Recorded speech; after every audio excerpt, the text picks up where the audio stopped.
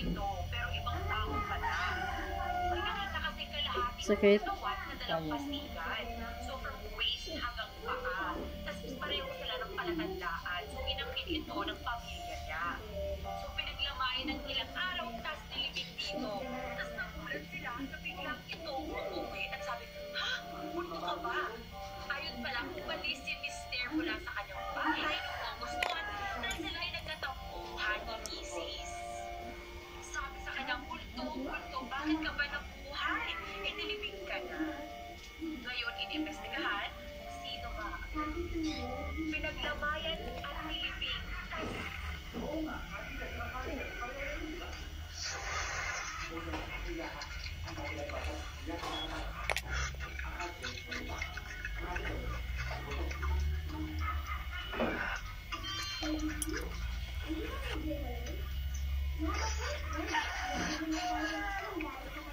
Haba na ng buhok ng alaga ko.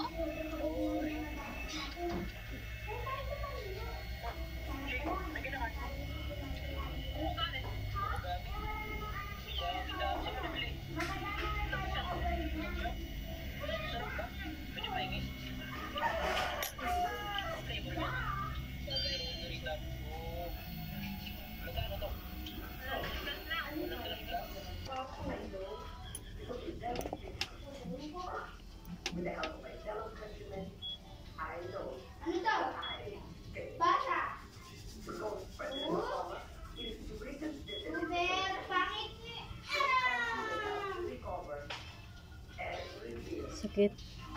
Ayun. Saan tayo nito kami? Iyak ka na.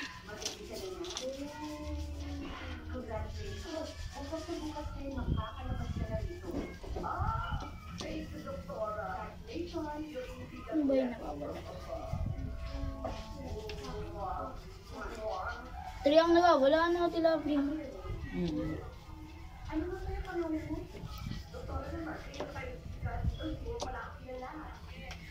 Wala yung pala. Oh, yan! Ang magbibilyar dinar. Gusto nung isang tako. Isa dyan, ano ka pa masabi? Biligil. Yeah, pa. Alis ka dito na, dili. Alis ka, be. Ay, madaya pa ako na. Susud kaya kayo doon dalawa. Eh, dito tayo. Biligil. Yeah, ako ba?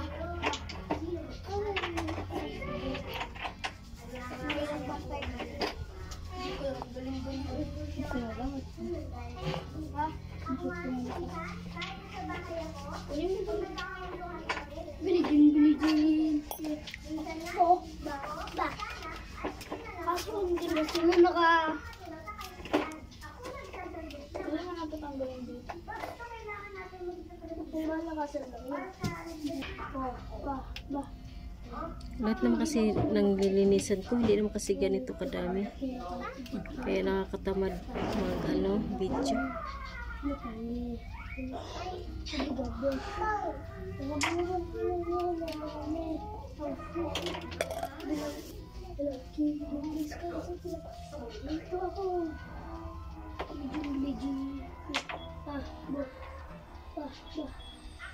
Kasi hindi na sila mag-SM.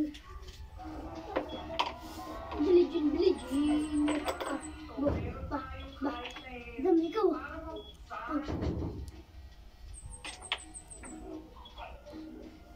Hey. Biligin. Oh, ba.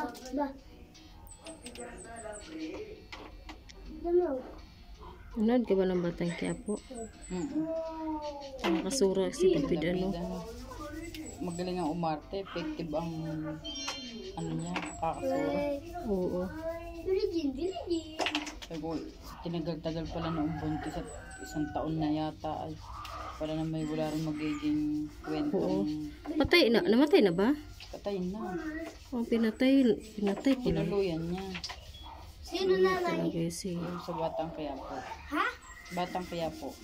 Diba sinuntok niya, di pagdala sa ospital, patay na yung bata. Ay, yung nanay ay natay din niya si Camille.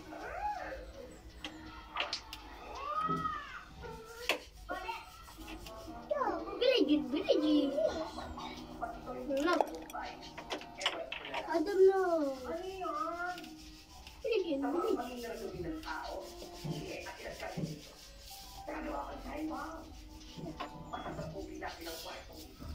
Kaya nga.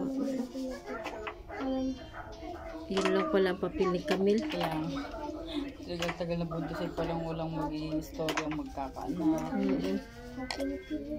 Baka mabuhay pa yun. Patay na. Pinakita talaga patay na. Oo, naideklara na ng doktor.